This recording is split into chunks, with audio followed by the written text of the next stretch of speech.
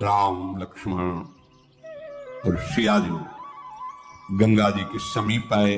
चतुर केवट नाव 10-20 कदम गंगा जी के बीच में। प्रभु ने कहा ऐसा क्या है भाई, या तो उस पार ना होती या इस पार ना होती, बीच में लगा, नाव लाओ ना किनारे। नहीं प्रभु मैं नहीं आऊंगा। भाई क्यों? प्रभु हमने आपका रहस्य जान लिया है। तो तूने क्या रहस्य जान लिया मेरा? प्रभु तुम्हारे सांवले चरणों में बड़ा जादू है। ऋषि मुनियों से सुना है, अपने निषाद राज से भी सुना है, और नगर के लोग भी कह रहे थे। तो आपके चरणों में, चरण रज में बड़ा जादू है। नहीं क्या जादू है? सुना है गौतम ऋषि की पत्नी जो शिला रूप में थी, आपका चरण स्पर्श हुआ, सुंदर नारी बन गई। प्रभु शिला नारी बन गई तो काठ को नारी बनने में कितना दिन लगेगा? वो वैसे ही लड़का बच्चा से घर में हम उसके पालन पोषण में परेशान है, और अगर नाव जिससे पालन पोषण करते वो भी नारी बन गई तो समस्या और बढ़ जाएगी। ना ना, हम तो नाव नजदीक लाने वाले नहीं, मेरे और कोई धंधा नहीं, कोई व्यापार नहीं, ये गंगा पार करता रहता हूँ, जो कुछ मिल जाता है परिवार चलाता हूँ। ये नाव भी स्त्री बन गई तो खर्चा डबल बढ़ जाएगा, व्यापार बंद हो जाएगा, ये नहीं हो सकता। प्रभु ने कहा कि तो तुम कैसे राजी होगे? पार तो तुम्हें करना ही होगा, क्योंकि दूसरी नाव यहां दिखाई नहीं दे रही। एक बात है प्रभु, अगर आप पारे वास्तविक जाना चाहते हो, देख लो,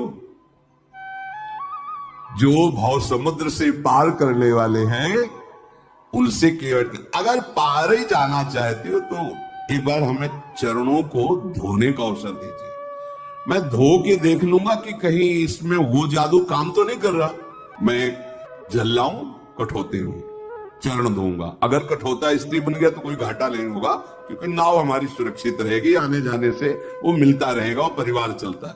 अगर कठोता स्त्री नहीं बना और हमने चरण धो लिया, फिर नाव में बैठा लेंगे कि वो केवल शिला ही नारी बन सकती, कठोर एक काठ जो है नारी नहीं। भगवान बहुत मुस्कुराए कि यार बड़ा विनोदी है ये। लक्ष्मण जी ने रोष दृष्टि, संभाल के बात कर, मानो नेत्रों ही नेत्रों में डांट रहे हो, संभाल के बात कर। इशारा की लक्ष्मण जी तरफ, अब डरने वाले नहीं है हम, ठीक है मार दो चलेगा। मैं कसम खा के कहता हूं महाराज, जब तक चरण नहीं धुलवाओगे पार नहीं करूंगा। और ये लखन लाल जी, मारना चाहते हो ना, मारो मारो, मेरा सौभाग्य है। इसमें क्या सौभाग्य? जब मारेंगे तुम्हें तो सौभाग्य क्या होगा पता है तुम्हें? कहां मर रहा हूं? गंगा जी में, सीधे गंगा जी में। मार कौन रहा है?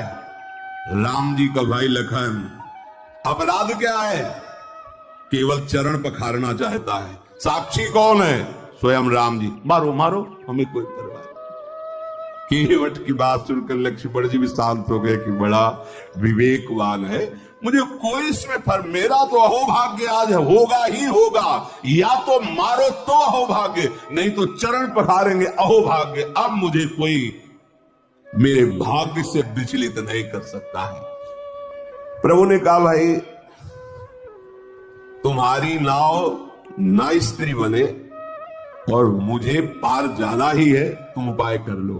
कृपा समुद्र भगवान श्री राम मुस्कुरा कर बोले भैया तो वही उपाय कर जिससे तेरी नाव बच जाए। तुझे चरण ही पखारना है, जल्दी कर, चरण धो और मुझे पार उतार दे। देखो प्रभु का कृपा प्रसाद प्राप्त करके तुरंत भवसागर से पार हो जाते हैं। आज प्रभु निहोरा कर रहे केवट से, मुझे पार कर। जिनका नाम स्मरण करने से अपार भव समुद्र संसार से जीव तर जाता है, जिन्होंने 3 पग पृथ्वी मांगी और 2 में ही नाप ली, वो केवट से निहोरा कर रहे गंगा पार करने के लिए। परम कृपालु प्रभु जी के वचन सुनकर गंगा जी भी अंदर ही अंदर बड़ी आनंदित हो रही कि मैं जिनकी चरण धोवन हूं, प्रभु निहोरा कर रहे मेरे से पार जाने के लिए। ओहो, साक्षात महा सामर्थ्यशाली होते हुए केवट से प्रार्थना कर रहे हैं। गंगा जी प्रभु के नख कांति को देखकर अपने प्रगट स्थान यहीं से प्रकट हुई, बहुत प्रफुल्लित हो रही है। आज मैं धन्य हो गई गंगा जी पे।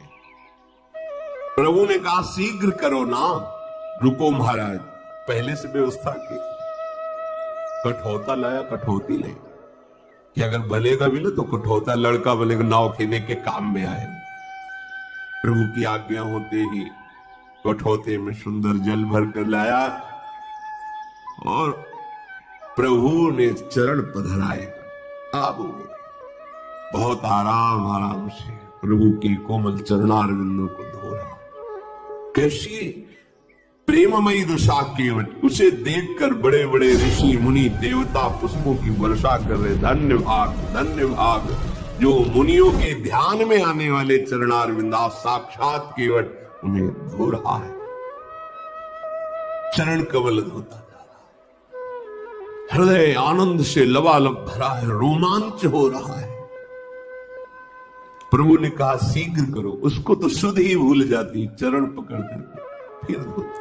प्रभु ने कहा जल्दी करो, मुझे पार जाना है। अपने वस्त्र से भी प्रभु के चरण पोंछे। अहो भाग, फिर जो चरणोदक है पान किया। चरणोदक प्रभु का पान करते ही जितने उसके पितर थे सब भगवत प्राप्त हो गए। पितर लोक में जितने पितर थे सब भगवत प्राप्त हो गए। जो उसका पूरा परिवार था उसका भगवत प्राप्ति निश्चित, जैसे पास बन गया हो। आप पूरा परिवार पितर सब भगवत धाम की वश, सब परम पद के अधिकारी। इसीलिए ये नहीं सोचना चाहिए कि हमारे परिवार का क्या होगा। यदि आप भगवत भजन करते धर्म से चलते हैं तो पूरी जिम्मेवारी लोक परलोक की प्रभु स्वयं ले। भगवान अपने भजन करने वाले के परिवार का भी महामंगल कर देते हैं, उसका भी पालन करते। देखो प्रभु के चरण धोए, चरणामृत पान किया तो प्रभु को गंगा पार के बार बार मुख माधुरी देखते हुए नौका चला रहा है। जब पार हुए तो लखनलाल जी, सियाजू, रामजू उतर करके गंगा जी की रेती में खड़े हुए बार बार हाथ जोड़ता है, मुखारविंद की तरफ देखता है, साष्टांग दंडवत होता, फिर खड़ा होता, फिर देखता है, फिर साष्टांग दंडवत। भगवान को ऐसा लगा कि शायद कुछ उतराई नहीं दी है, इसलिए ज्यादा दंडवत हो रही क्या।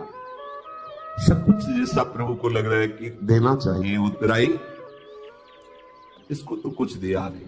देखो हमारे प्रभु का स्वभाव देखो, सब कुछ दे दिया पर क्या सब कुछ है, इसको कुछ दिया नहीं। इसीलिए इनके समान केवल यही है। उसको परम पद, उसके परिवार को परम पद, उसके पितरों को परम पद, देवता ऋषि मुनि केवट की प्रशंसा करके पुष्प बरसा रहे, जगत बंदनी बना दिया। और प्रभु को सब कुछ क्या है, इसको तो अभी कुछ दिया नहीं है। प्रभु के हृदय की बात जानने वाली सियाजू ने अपनी अंगूठी उतारी जो मणि जटित थी, कहा प्रभु दे दीजिए। प्रभु से अंगूठी के लेके कहा ये उतराई ले लो। विकल होके चरणों में, प्रभु अब कुछ नहीं चाहिए, आपने जो दिया है। बहुत जन्म जन्म से मेहनत करता रहा, जन्म जन्म न जाने किस योनि में गया, क्या क्या कर्म किए। नाथ आज हमें पूरी मंजूरी मिल गई। क्या पूरी मंजूरी क्या है? आपके चरणारविंद का स्पर्श, आपके चरणों की सेवा और आपके चरणों का प्रेम। अब नाथ मुझे कुछ, अब मैं तृप्त हो गया हूं, अब कृतकृत्य हो गया हूं, अब कोई चाह नहीं रह गई है। नाथ आपको पा लिया तो आज सब कुछ पा लिया, अब कुछ पाना बाकी नहीं रहा। मेरे दोष, मेरे दुख, मेरी दरिद्रता सब नष्ट हो गई। आपके चरणों का स्पर्श करते ही मेरे हृदय में जो परमानंद, अब इससे बढ़कर कोई भेंट नहीं है। दीनदयाल आप कृपा कीजिए, अब मुझे कुछ देकर ऐसी बात, अब मुझे कुछ नहीं चाहिए। प्रभु बार बार करे कि ले लो ना, नहीं ठीक है, वो सब ठीक है, आप ले लो। जब केवट ने देखा बार बार प्रभु आज्ञा कर रहे, तो हाथ जोड़ के कहा, प्रभु अभी नहीं, जब आप लौट के आओगे ना वनवास पूरा करके, फिर आप जो देंगे मैं प्रसाद समझकर स्वीकार कर लूंगा।